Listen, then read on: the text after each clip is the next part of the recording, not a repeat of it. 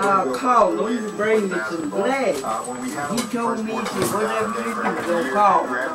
He knows how to work. Yeah. So very important. I That's guess the way Dad, I never was a letter in my life. And they done moved the shelf with that. You'd be surprised where you would expect him to be fully healthy. Will he ever be the grandson he was? I think he will be. I think it's going to take time. Ma. First time in the 3 years that he's had the injury. Ma, how do you fix your sweet potatoes? How you fix it? No. Once he comes back, he don't Ma. 2 years of basketball. Wait till you sign Sugar and everything, let them sweeten their coffee and everything, and you all the thing and go in there and tell them. No, that's not. How do you make your sweet potatoes? Those sweet potatoes? Yeah, how do you do it? Well, slice them up and cook them. Let them get almost done. And then put your butter and sugar on them and run them in the oven. You put cinnamon on it. Butter and sugar. I don't know how much sugar, I just Put it in what there. I think. I don't measure. I just whatever I think's enough. And where you water what you cook, what you start your potato in, you put that in a extra stool and boil it. You make a syrup out of it and pour it over the potatoes. Then put the butter in them and run them in the oven. Okay.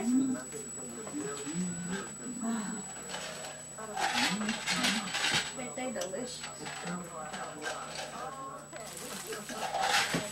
Done that Miss Longwood and fixing Christmas dinner, and I asked her what to fix. She said she wanted some just sweet potatoes, and all she was on the told me, and I want some just sweet potatoes, and so I went in there and put the potatoes on and cooked them.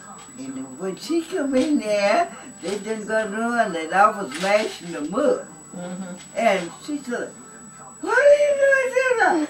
I didn't want the potatoes back there. I said, well, didn't you tell me you wanted some dressed sweet potatoes? Yeah. I said, well, I'm fixing to dress them. That's what I'm fixing to do. Well, that ain't the way to dress sweet potatoes. You put butter, slice them up, put butter and sugar on them, and put them in the oven. I said, well, you talking about candy sweet potatoes. No, they dress. I said, no. I said, when you fix them like that, you fixing candy sweet potatoes. And I said, now, if you don't believe it, I said, you can ask any of the rest of the cooks around here and they'll tell you. But I told me, well, that wasn't what I wanted. I said, well, I'm sorry. I said, you can't fix them that way now. You already cut them up, huh? Oh, you mashed them up already. So when I went back, I think that was Christmas when I went back. She told me, she said, baby, I'm sorry. Said, I thought they was just sweet potatoes when I picked them. I told her, no, said, that's candy sweet potatoes. But I told her again, I said, if you don't believe it, I said, ask anybody around here and they'll tell you. They done. I said, that's the longest cross me and her had the 14 years I worked there. You had to set her straight. And Mr. Dye, he was a great, big, tall, big man. He was feeling bad one evening and he went out there and he brought in a scuttle of coal and he just almost, it was all he could do was to get in the house with it.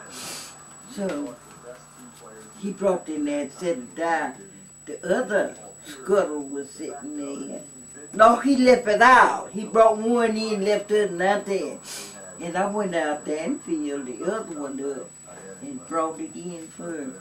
And he said, I don't want you bring it in the cold with me. I said, well, I'll just tell you the truth. I said, I can bring a scuttle of coal in better than I can bring you in the house. Next morning, I'd come after me. He passed that night. Oh, really?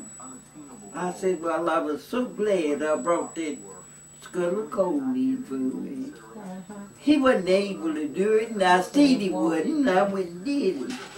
So, that was the oldest cross me and him had.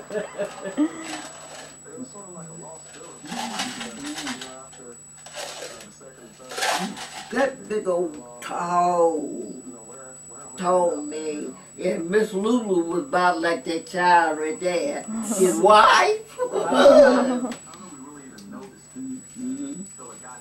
And she was fussing, she get mad and fussing him. So who that sound like? Get on the